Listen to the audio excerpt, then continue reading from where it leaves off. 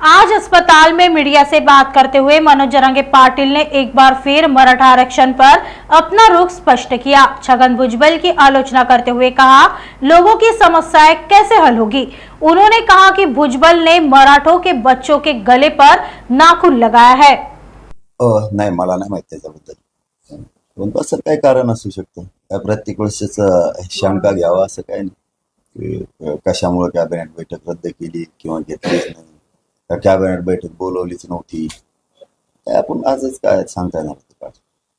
पण आपली 13 जुलै 1 महिन्याचा वेळ त्यांना दिला.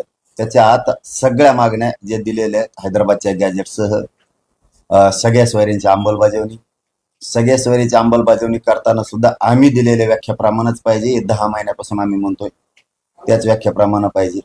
सगळे गुन्हे माग घेण्याची प्रक्रिया त्यांनी सांगितलेलं की आम्ही घेणार म्हणून ते 13 जुलैच्या आत हे सगळं करायचं.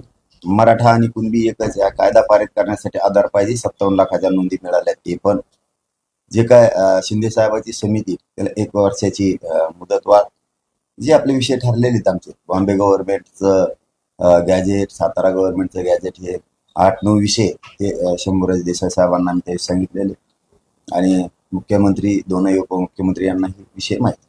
त्यामुळं कॅबिनेट झाली नाही झाली त्यात काय पडायची आम्हाला गरज नाही, माहीतच नाही काय. पण 13 जुलैच्या आत मराठ्यांना ओबीसीतून आरक्षण पाहिजे, 50% आतच पाहिजे. नाही ते मी माहीत नाही मला. मी कशावर शंका घ्यायचं, बोलायचं म्हणून बोलत नाही, भाषण करायचं म्हणून करत नसतो, मीडियाच्या बांधवात बोलायचं म्हणून बोलत नसतो.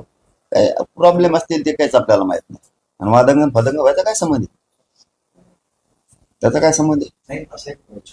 विषय असा आहे की त्यांना आरक्षण असून ते इतके लढायला लागलेत असून मग आता आम्हाला नाही, आम्ही किती लढू. विचार करण्यासारखी गोष्ट आहे राव. राज्याला उभ्या राज्याला प्रश्न पडण्यासारखा विषय. उभं राज्य उघड्या डोळ्यानं बघतंय. आरक्षण असणारे लोक जर असं लढायला लागले तर आरक्षण नसणारे त्यांच्यापेक्षा चौपटीनं लढतील ना. आता माझ्या मराठ्याला तर आरक्षणच नाही, माझ्या मराठ्याच्या पोराचं वाटलं झालंय. मग तर आमच्या घराघरातले आता मतभेद जरी असले तरी सोडून देतील. महाराष्ट्रातले सगळ्या पक्षातले, सगळ्या संघटनेतले सगळे शेतकरी, कामगार, माथाडी कामगार, डब्यावाले, ट्रॅक्टर आणणारे, टेम्पो आणणारे, रिक्षा आणणारे, बैलगाड्या आणणारे सगळे मराठी आता आमचे बीक होतील ना. आम्हाला तर आरक्षणच नाही. तुम्हाला असून तुम्ही इतकं लढताय मिळू नये म्हणून, तर मग आम्हाला मिळावं म्हणून आम्ही किती ताकदीने लढू. आता असले मतभेद तरी आता इथून पुढचे खानदानी मराठी सगळे सोडून देणार आहेत आमचे सुद्धा मतभेद.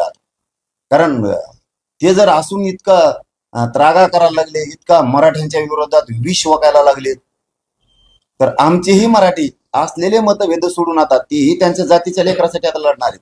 कारण तसे संदेश माझ्याकडे द्यायला लागले. आणि आमच्याही मराठ्यांच्या नेत्यांनाही सगळ्यांनी आता हे डोळ्याने जे तुम्ही बघताय, आरक्षण असून जर इतकं लढायला लागले किंवा कोणीतरी फुसलून त्यांना लढायला लावायला लागले, तर मग आपले काय उघडे डोळे घेऊन नुसतं बघता का, झोपलेले का नुसते. नागपुर समय, गली से दिल्ली तक।